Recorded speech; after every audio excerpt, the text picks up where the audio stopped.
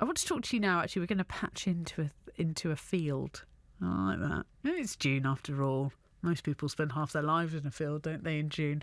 The Nottingham theatre company, Handmade Theatre, are one of those groups who spend a lot of their time in a field. But they've been working closely with a student from Nottingham Trent University to create a set for their production of Tell Me a Story to help people with dementia. Susie Gunn is CEO of Handmade Theatre, and she's here now. Susie, which field are you in? Are you do you know Hello. which field you're in? It's a secret location. Is it? No, we're at Clumber Park actually, Oh. as part of the National Trust. So they've been very lovely and letting us use a complete field all to ourselves for rehearsing. So that's lovely. Yeah. Oh, that is. So you're there to kind of rehearse and get everything together and prepare yourself for the summer, are you? Exactly that, yeah. We've done some rehearsals that are indoors, and then being a company that works predominantly outdoor, we kind of go, no, actually, we need to be up against the elements. Mm-hmm. And dogs. We've had dogs coming in and having a sniff and seeing what we're doing. So, yeah, it sets us up well, really, for the summer.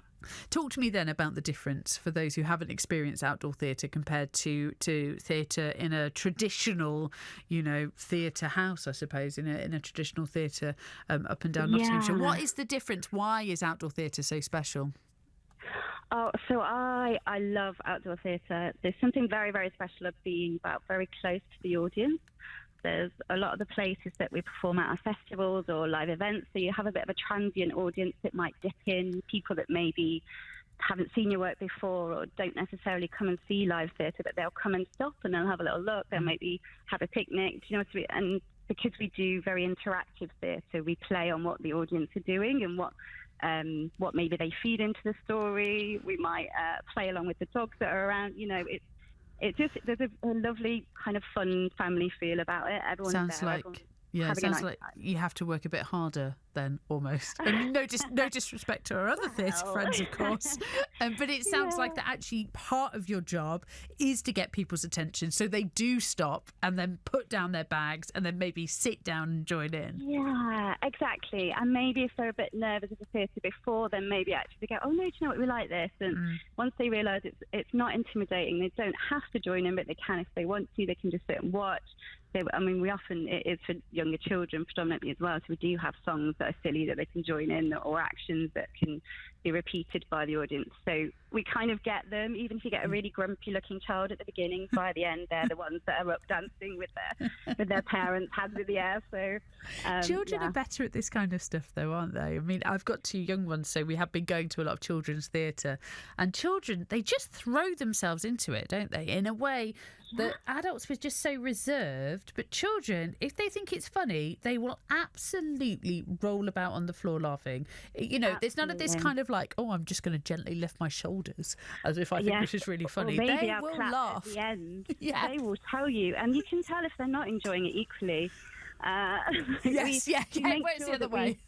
It works the other way. We get direct feedback. So that's why we make sure that we work with children, or we work with whoever participants and the audience is really designed to be. We work with them as part of the making of the show so that we know that it works for them. Do you know what I mean?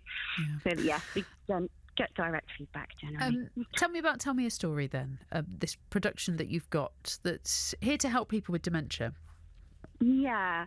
So this is a project that's very, very close to our hearts. We've been working in dementia care settings for, I would say, 7 years. But this one specifically has come out of, there's two homes that we work with regularly on a weekly basis and have done for about a year and a half.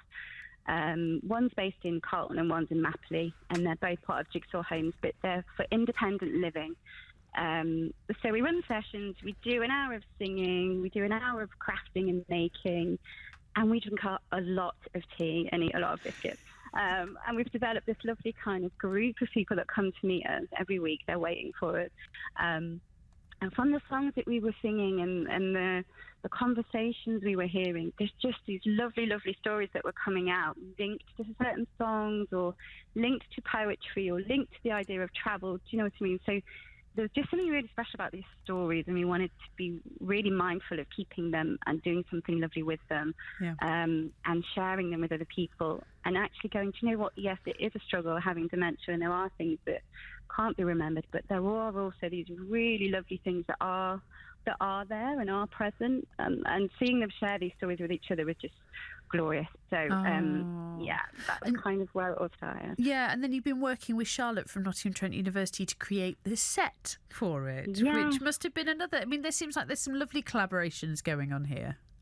Yeah, absolutely. I was thinking about this actually when I was thinking about kind of what to talk about with you, and actually it is just celebrating. Handmade Theatre Company is so much bigger than just myself and Amy that are co-founders. It's all the artists we work with. It's the participants, and it's the students that we work with and have worked with over the years. Charlotte particularly just completely embraced the very vague brief, bless her, that she got at the beginning, which was, we like something about houses and travel and maybe some kind of lovely puppet, and she just delivered everything perfectly.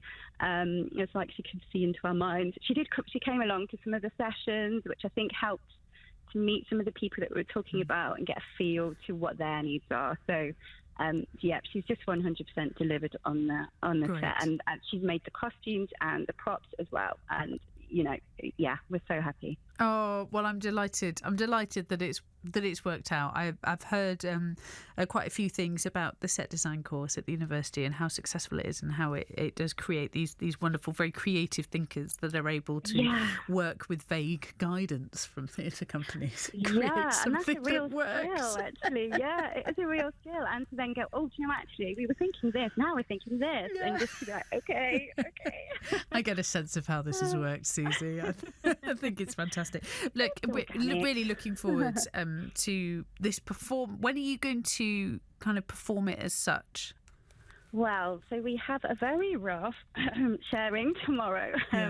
We're doing the Arnott Hill Park Summer Festival, and we're doing 2 shows there, and it is going to be a rough performance, but hopefully everyone will bear with us and go with it, because it will be our first showing. And then we have a couple of more days to work on it, and then it will go kind of nationally touring. We're doing Glowworm and Splendour and places like that over the summer, and then we'll take it back.